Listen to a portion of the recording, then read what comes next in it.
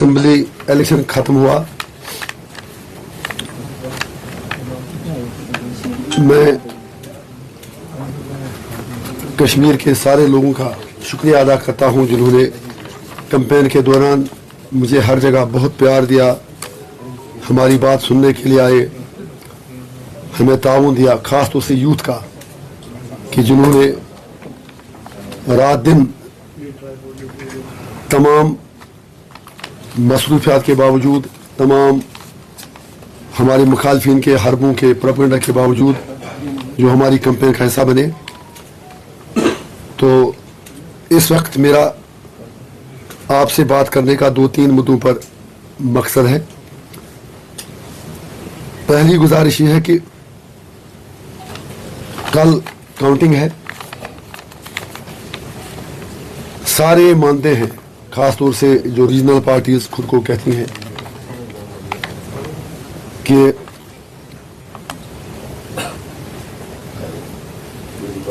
जो भी सरकार बनेगी यूनियन टेरिटरी की सरकार होगी और उसमें जो इलेक्टेड सरकार होगी उसके पास इख्तियारात बहुत कम होंगे।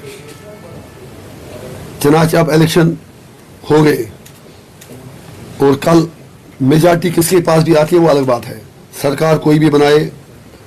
मुझे सिर्फ इतनी गुजारिश करनी है, 5 साल इन लोगों ने कुछ किया नहीं, Gupkar alliance, so called regional parties. अब अगर इलेक्शन हुआ तो मेरी हम्बल गुजारिश है, खास तौर से जो India bloc, PDP, People's Conference, बाकी अपनी पार्टी, बाकी पार्टियां, कि चले एक चीज पर आप तो यूनाइट हो जाइए। हमें पता है कि इंडिया अलायंस की मजबूरियां हैं, वोट तो उन्होंने कश्मीर से लिए लेकिन 370 पर कांग्रेस ने खामोशी इख्तियार की। मैं इस वक्त कोई बिटरनेस ऐड नहीं करना चाहता हूं, मेरी एक सजेशन है इन सब से कि जब तक स्टेटहुड हमें ना मिले कोशिश करें कि नई सरकार तब तक ना बने। अगर मेजॉरिटी भी मिलेगी, चाहे किसी अकेली पार्टी को मिले, अलायंस को मिले, या इंडिपेंडेंस का सपोर्ट चाहिए या किसी और का सपोर्ट चाहिए, तो अच्छा रहेगा कि अगर ये सारी पार्टियां एक पॉइंट पर फोकस करके यूनियन गवर्नमेंट पर ये कहते हैं कि आप स्टेटहुड वापस दे दीजिए, इलेक्शन हो गया।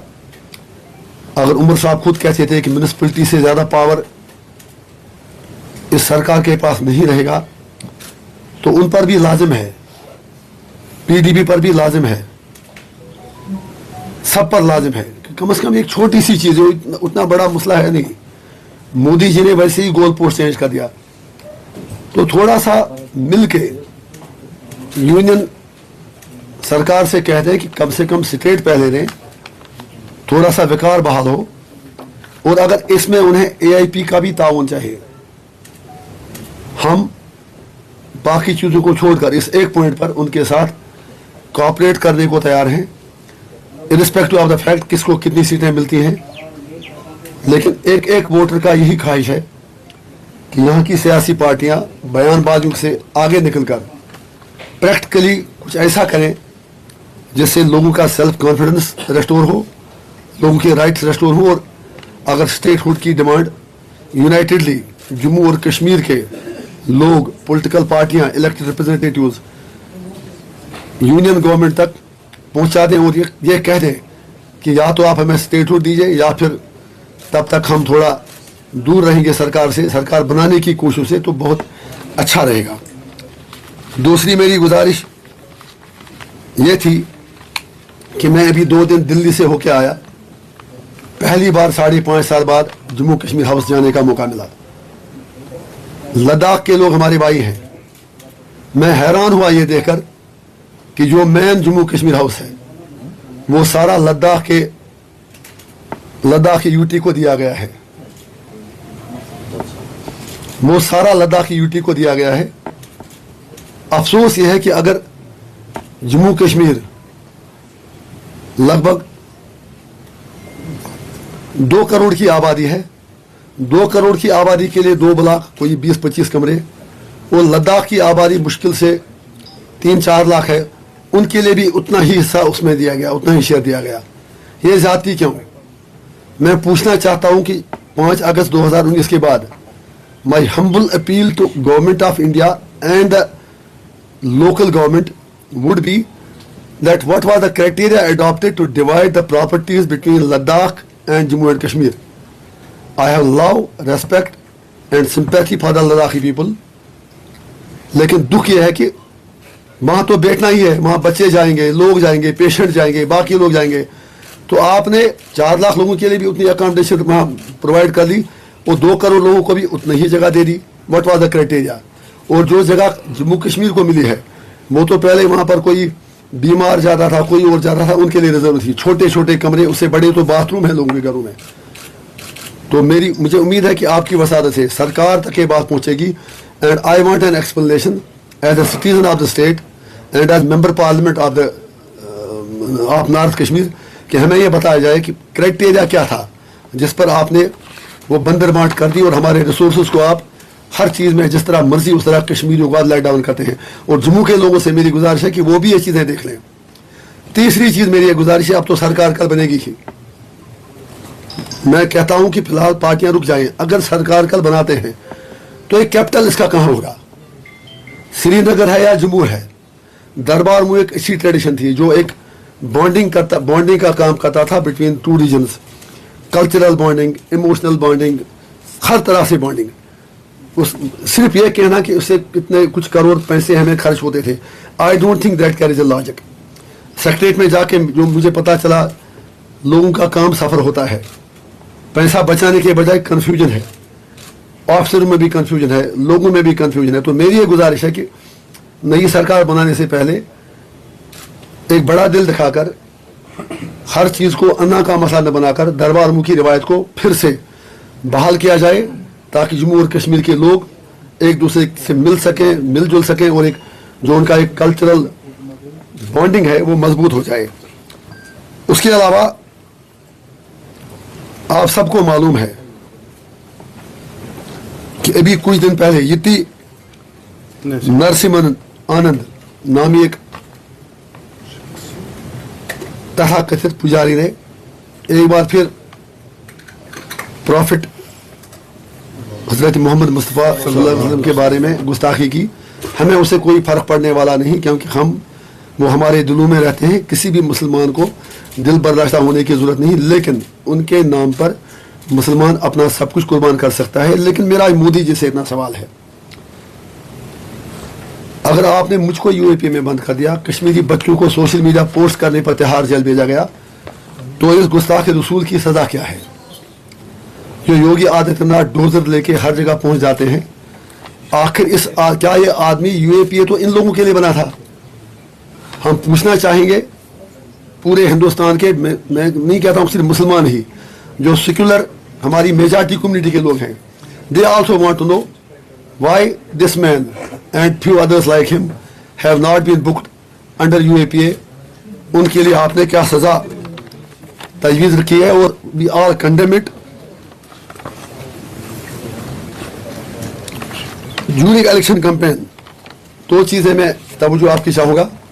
इलेक्शन कमीशन से मेरा सवाल है, मैंने इसी कमरे में बताया भी था जब मैं आया था, हमारी पार्टी का रजिस्ट्रेशन अभी तक नहीं दिया गया। What is the reason? हमने एमपी का इलेक्शन 19 में लड़ा एआईपी के नाम पर, 24 का हम जीत गए एआईपी के नाम पर, पंचायत इलेक्शन हमने एआईपी के नाम पर लड़े, और आज असेंबली के इलेक्शन भी हमने एआईपी के नाम पर लड़े। और हमारे साथ इतनी जाति क्यों?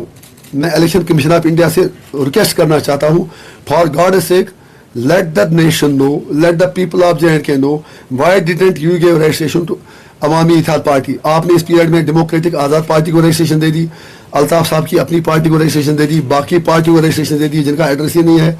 लेकिन एआईपी को, जिसने पार्लियामेंट इलेक्शन में इतनी अच्छी कारकर्दगी दिखाई, हमें आपने नचाया श्रीनगर से दिल्ली, दिल्ली से यहाँ। आखिर हमसे इतनी देर क्यों? खुल के कहना चाहिए कि वो हमसे चाहता क्या है। उससे भी बड़ी बात यह है कि जब हमने फिर एंड पे कहा हमें कॉमन सिंबल दे दो, तो नहीं दिया गया। कहीं हमारा निशान प्रेशर कुकर था मेजॉरिटी ऑफ सीट्स पर, कहीं वो गड़ा दिया गया, कहीं इंजन दिया गया, कहीं जंजीर दी गई, कहीं ऑटो दिया गया। ये इनजस्टिस क्यों? ये इलेक्शन कमीशन की न्यूट्रलिटी पे सवाल है। हमें उम्मीद है कि वो रेस्पॉन्ड करेंगे और आपसे भी कहेंगे जब भी आपको मौका मिले, you are voice of the voiceless, आप उनसे भी ये पूछ लें कि ऐसा आखिर उन्होंने क्यों किया। और जम्मू कश्मीर पुलिस से हम शुक्रगुजार हैं एडमिनिस्ट्रेशन के कि चलिए फिर भी कंपेरेटिवली जितना उन्होंने किया सबको फैसिलिटेट किया, लेकिन कई जगहों पर खास तौर से बड़गाम में जब हमारी कंप्लेन चल रही थी बीरवा में, तो एक एडिट करके वीडियो बनाया गया कि जिसमें हमारे कारकुन पर कहा गया, उसने एक पर्टिकुलर कम्युनिटी के बारे में कहा कि स्लोगन कोई दिया। पुलिस ने फिर खुद कहा कि ऐसा कुछ नहीं था, शिया बनोगे ना बना, जब उसने कहा ऐसा नहीं था। फिर पुलिस ने 3 बंदे गिरफ्तार भी कर लिए, लेकिन वो 3 बंदे गिरफ्तार करने के बावजूद उनको छोड़ा गया और ना ही पुलिस ने during campaign, during election process statement भी नहीं डाला कि ये फेक था। अफसोस हमें इस बात का है कि हम पूछना चाहते हैं जम्मू कश्मीर पुलिस से, अगर बड़गाम में किसी बंदे ने एडिट करके फेक वीडियो फैलाया, सेक्टेरियन डिवाइड करने की कोशिश की, उन बंदों को आपने गिरफ्तार क्यों नहीं किया? ये ऐसा किसके इशारे पर हुआ? ये मेरी डीजीपी साहब से मुअद्दबना गुजारिश है। तो ये कुछ बातें थी जिन पर हमने सोचा कि आपके सामने रखें। Congress has already said that this is the pre-poll rigging. किस चीज का आप वजाहत करें थोड़ा? 5 हाँ। नंबर जो नॉमिनेट हो रहे हैं। देखिए, उस पर आपने अच्छा सवाल पूछा। जब ये चीजें हुई मैं जेल में था। मैं मोदी जी से एक ही गुजारिश करना चाहूंगा, मेरे लिए अभी आप में किसी ने मुझे बाहर कोई कह रहा था कि बीजेपी को पहले ही 5 सीटें मिली, मैं उसको बीजेपी और कांग्रेस लड़ाई में नहीं देखना चाहता हूँ। अमित शाह जी कहते हैं, बीजेपी दावा करती है कि अब इंटीग्रेशन पूरा हुआ, एक विधान, एक प्रधान, एक निशान। तो अगर पूरे कंट्री में कहीं नॉमिनेशन नहीं है तो JNK में क्यों? बल्कि मैं कहता हूं, एक तरफ आपने स्पेशल स्टेटस सो कॉल्ड खत्म किया, दूसरी तरफ आपने एक नया स्पेशल स्टेटस लाया। अगर हमारे कश्मीरी पंडित भाई, वो हमारे भाई हैं, वो भी इलेक्शन लड़ते हैं। मेरी पार्टी में भी एक कश्मीरी पंडित भाई इलेक्शन लड़ रहा था, हमने भी टिकट दिया। कश्मीर में दर्जनों कश्मीरी पंडित भाई इलेक्शन लड़ रहे हैं, वो बिल्कुल एज गुड स्टेक होल्डर से जितना हम हैं। तो मेरा ये सवाल है, फिर मेरा बेसिक कंसेप्ट से ही झगड़ा है कि नॉमिनेशन क्यों? फिर डेमोक्रेसी का मतलब क्या है? उसके लिए आप काउंसिल बनाओ, लेजिस्लेटिव काउंसिल बनाओ, उसको बहाल करो, जितनी मर्जी उतने आप नॉमिनेट करो, आई हैव नो प्रॉब्लम। जैसे अपर हाउस इधर पार्लियामेंट में है, जैसे यहाँ पर था, असेंबली का फिर स्प्लिट ही डाई हो जाता है अगर आप किसी को भी नॉमिनेट करें। I am not talking only about Kashmiri pandits, I am not talking only about POK refugees. मैं कहता हूँ किसी को भी आप असेंबली में नॉमिनेट करोगे, मेरी ये सोच है कि डेमोक्रेसी के और कॉन्स्टिट्यूशन के स्पिरिट के खिलाफ है। एक फिर दूसरी बात, अगर आप ये कहते हैं कि कश्मीरी पंडितों को नुमाइंदगी देनी है, तो what about Muslims in Gujarat, UP, parliament? Modi ji की कैबिनेट में शायद एक भी मुस्लिम मिनिस्टर नहीं है। तो लिहाजा ये मोदी जी को सोचना होगा पहले कि अगर वो कहते हैं कि हमने यहाँ पर एक मतलब विधान, एक प्रधान, सब कुछ खड़ा कर दिया, तो फिर जम्मू कश्मीर में चोर दरवाजे से ऐसा करने की क्या जरूरत है?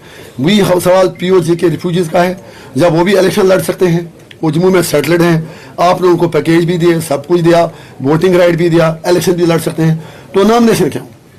तो मेरा अपनी रीजनल पार्टी से सवाल है कि आपने इन चीजों पर किया क्या 5 साल? जब फारूक साहब ने कहा था जेल से छूटने के बाद कि अब हम गांधीयाई मूवमेंट के जरिए लोगों के राइट्स की बात करेंगे, वो मुझे कोई एक राइट बता दें जो उन्होंने जिक्र किया। इंजीनियर रशीद अभी कुछ दिन के लिए यहाँ है, मुझे नहीं पता कि मेरी बेल एक्सटेंड होगी क्या होगा।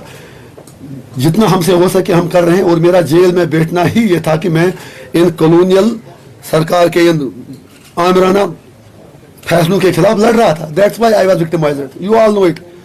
तो ये क्वेश्चन बाकियों के लिए है, और जो कोई भी इस सिलसिले में कोई अच्छा कदम उठाएगा, I am there to support them. Engineer साहब, सर मैंने इस सवाल का पहले ही जवाब दिया, मेरी प्रायोरिटी सरकार बनाना नहीं है। मेरे लिए परेशानी ये है कि मतलब कश्मीर में है ना वो कहावत एक, पूज बना काठ बना बगोश जानो तो पूज बना ब्याह न फैसले के, मेरे लिए वही मामला है। इमरान